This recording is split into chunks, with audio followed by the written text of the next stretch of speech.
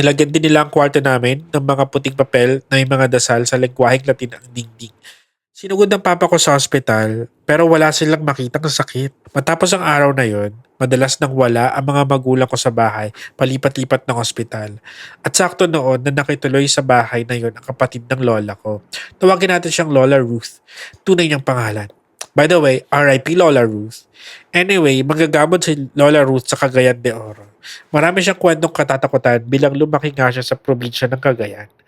Noong makita niya ang kaawa-awang kalagayan ng aking ama, agad niyang sinabi na may masamang elemento ang gumagambala sa kanya. Isang beses habang nakaupo kaming magtatay sa sofa, ay biglang nagalit si Lola Ruth. Nagsalita.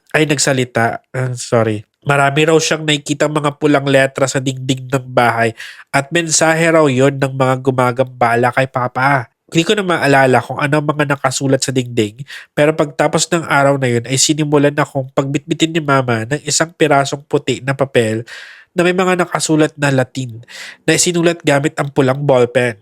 Hindi ko alam kung anong dahilan pero importante raw na nakasulat yon sa pulang kulay. Sa pagkakatanda ko ay dasal daw yon.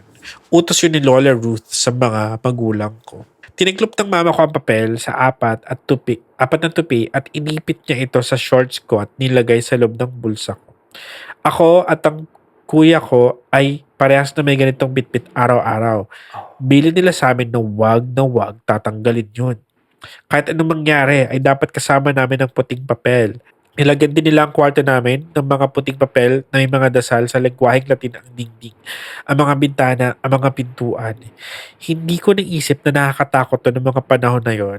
Ngayon ko lang napapaisip na medyo creepy pala.